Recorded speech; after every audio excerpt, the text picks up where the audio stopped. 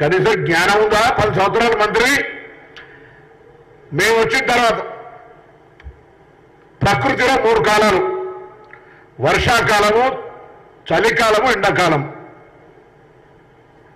మేము వచ్చిన తర్వాత వర్షాకాలం రాలే. దయచేసి తెలంగాణ ప్రజలు కూడా అర్థం చేసుకోండి. వర్షాకాలం టీఆర్ఎస్ ప్రభుత్వ అధికారాలు ఉన్నప్పుడే దాటిపోయింది. ఇప్పుడు ఎండాకాలం, మళ్ళీ వర్షాకాలం వస్తుంది. అప్పుడు వర్షాలు పడకపోతే కరువు. అసలు కరువు మీరు కూడా కారణమని అంటలే. ప్రకృతి అనేటువంటిది ప్రకృతి వైపరీత్యం జరిగింది ఇక్కడ. మీరు అధికారంలో ఉన్నప్పుడే వర్షాపాతం తక్కువైంది. నిజంగా చిత్తశుద్ధి ఉంటే, చేతనైతే మాతో కలిసిరా, కేంద్రంలో కొట్లాడదాం. ఉత్తర భారతదేశంలో ప్రకృతి వైపరీత్యాలకు ఏ విధంగా అయితే రైతులను ఆదుకోవడానికి నష్టపరిహారం ఇచ్చిందో ఆ విధంగా కలిసి కొట్లాడి తెచ్చుకుందాం. నాకు ఇంకొక ఆశ్చర్యకరమైన అనిపిస్తుంది. 25,000 నష్టపరిహారం కేసీఆర్ గారు, కేటీఆర్ గారు, హరీష్ రావు గారు మాట్లాడుతారు.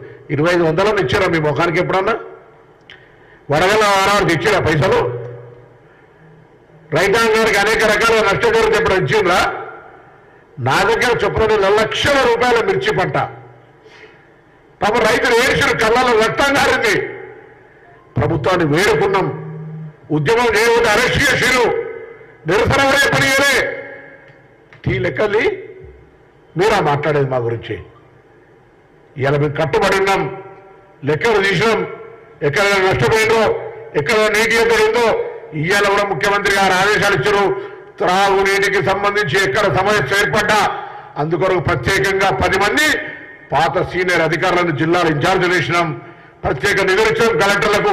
యావత్ తెలంగాణలో ఏ గ్రామంలో నీటి ఎద్దరు ఉంటే అక్కడుండే కాంగ్రెస్ నాయకులారా వెంటనే స్థానికంగా జిల్లా కలెక్టర్ దృష్టి తీసుకోండి, ఆ సమస్యను పరిష్కారం చేయని కోరుతున్నాం.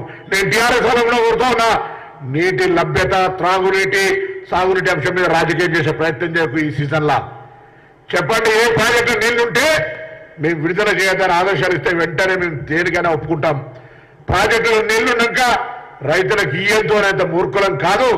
కేసీఆర్ గారు, కేటీఆర్ గారు, హరీష్ రావు గారు మీ హయాంలో పడ్డ వర్షాలు, మీరు 50,000 కోట్లు 40,000 కోట్లు ఖర్చు అయినటువంటి మిషన్ కాకతీయ ఏమైంది? మరి ఎందుకులో చెరువులలో నీళ్లు తాగినామా? మేము ప్రజలు తాగినరా?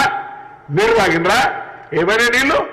వర్షం లేదు, వర్షాభావం ఉంది కాబట్టి అక్కడక్కడ ఇబ్బంది జరిగింది. దాన్ని ఎదుర్కోవడానికి మిమ్మల్ని కలిసి రమ్మంటారా? భారతీయ జనతా పార్టీ కేంద్రంలో అధికారం ఉంది. మీరు ఇక్కడ 10 ఏళ్ళు, వాళ్ళక్క 10 ఏళ్ళు ఏం చేశారో చెప్పండి రైతులు. కానీ అడుగుతాను ఇలా, అది జవాబు చెప్పకుండా తోడు దొంగల లెక్క ఆయన అదే మాట్లాడతారు, మీరు అదే మాట్లాడతారు, మీరు అదే మాట్లాడతారు, వాళ్ళు అదే మాట్లాడతారు. కాబట్టి ఇదంతా కూడా నడుస్తున్నటువంటి తతంగాన్ని నేను కొట్టినట్టు చేయి, నువ్వు ఏడిచినట్టు చేస్తా. సామెత ఉంది కదా, ఇప్పుడు జనరల్ ఆరిశెట్టి ప్రభాకర్ అని జయించారు ఒక కవి ఉండే, కందిపప్పు తాగితే చేయి కందిపోతుందట, ధరల మాట వింటే దవడవలు అయిపోతుందట. అంటే ఇప్పుడు ఉన్నటువంటి పరిస్థితి అట్లుంది బీజేపీ టీఆర్ఎస్ ప్రభుత్వ హయాంలో.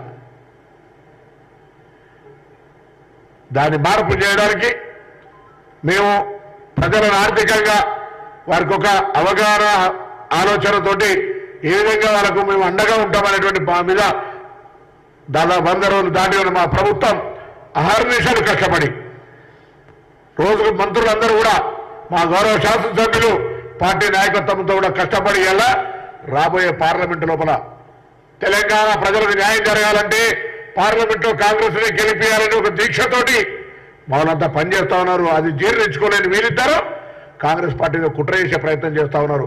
అందుకే మేము మా కరీంనగర్ లోక్సభ వరకు తేదీ 14 నాడు బాబాసాహెబ్ అంబేద్కర్ గారు జయంతి రోజు పార్టీ కార్యాలయంలో ఈ భారతీయ జనతా పార్టీ వైఫల్యాల మీద, ఇచ్చిన హామీలు అమలు చేయడం దాని మీద మేము దీక్ష చేయడానికి నిర్ణయం చేసినాం. ఇటువంటి దీక్షలు 17 పార్లమెంట్ నియోజకవర్గాలు జరగాలని కోరుకుంటా ఉన్నాం. ఎక్కడి వాళ్ళక్కడ వాళ్ళ సౌకర్యాన్ని బట్టి టీఆర్ఎస్ వైఫల్యాల మీద కానీ, భారతీయ జనతా పార్టీ వైఫల్యాల మీద కానీ కార్యక్రమం జరగాలని కోరుకుంటాం. 14 తారీఖు నాడు తప్పకుండా.